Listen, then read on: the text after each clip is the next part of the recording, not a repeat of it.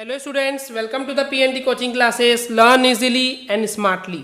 तो आज हम पढ़ने वाले हैं स्केलर क्वांटिटीज़ के बारे में। सबसे पहली बात स्टूडेंट्स, मैं आपको बताना चाहूँगा कि कोई भी फिजिकल क्वांटिटीज़ को दो कैटेगरीज में डिवाइड किया गया है, scalar quantity and the vector quantity. आज हम पढ़ेंगे स्केलर क्वांटिटी क्या होता है। तो चलिए करते हैं स्टार्ट। ऐसी फिजिकल क्वांटिटीज़ जिनको हम सिर्फ और सिर्फ मैग्नीट्यूड के जरिए डिस्क्राइब कर सकते हैं, एक्सप्लेन कर सकते हैं, एंड उसके लिए हमको डायरेक्शन की ज़रूरत नहीं पड़ती है, उस टाइप के फिजिकल क्वांटिटीज़ को हम बोलते हैं स्केलर क्वांटिटीज़। यानी कि ऐसी फिजिकल क्वांटिटीज़ जिसके लिए सिर्फ मैग्नीट्यूड ही काफ़ी है, डायरेक्शन की ज़रूरत नहीं पड़ती है, उन फिजिकल क्वांटिटीज़ को हम बोलते हैं स्केलर क्वांटिटीज़। राइट स्टूडेंट्स, जैसे कि हम अगर एग्जाम्पल के लिए बात करें तो हम ये बोल सकते हैं कि जो मास है किसी एक स्फीयर का, यानी कि एक गोले का, एक स्फीयर का जो मास है वो 4 किलोग्राम है।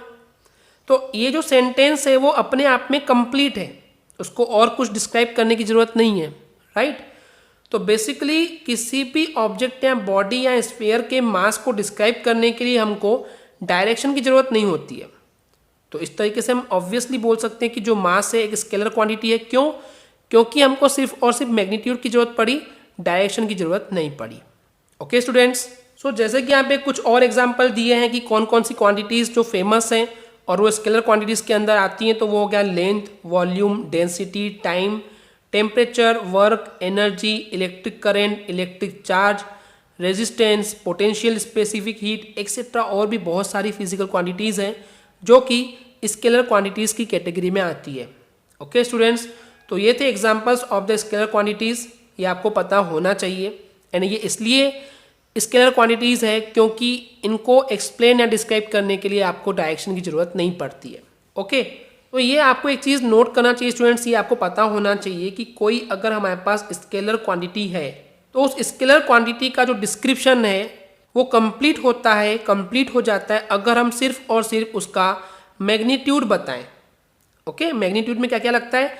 एक कोई सूटेबल नंबर लगता है और यूनिट लगती है।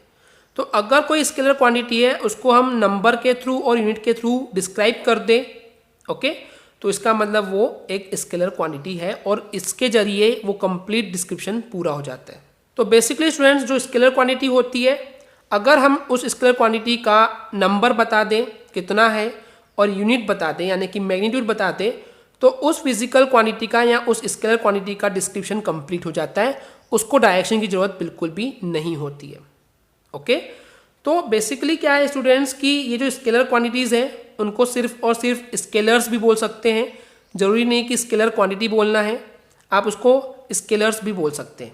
ओके, तो सारी की सारी जो स्केलर क्वांटिटीज़ होती है वो वही रूल्स फॉलो करती है जो कि एक नॉर्मल ऑर्डिनरी एल्जेब्रा में यूज़ किए जाते हैं।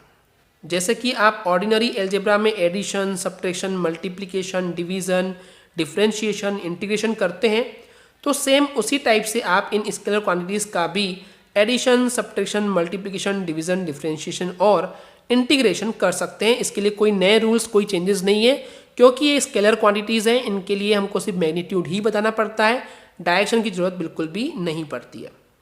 ओके, तो वही चीज़ लिखी हुई है अदर वर्ड्स में कि स्केलर क्वांटिटीज़ वही रूल्स फॉलो करते हैं जो कि ऑर्डिनरी एल्जेब्रा में फॉलो किए जाते हैं। ओके स्टूडेंट्स, तो ये थी जानकारी स्केलर क्वांटिटीज़ के बारे में। आई होप आपको क्लियर हो गया होगा। अगर आपको हमारी वीडियो से कुछ भी सीखने मिला या नॉलेज मिला तो प्लीज़ हमारे चैनल को सब्सक्राइब कीजिए एंड वीडियो को लाइक ज़रूर करें। आज के लिए इतना ही। Thank you.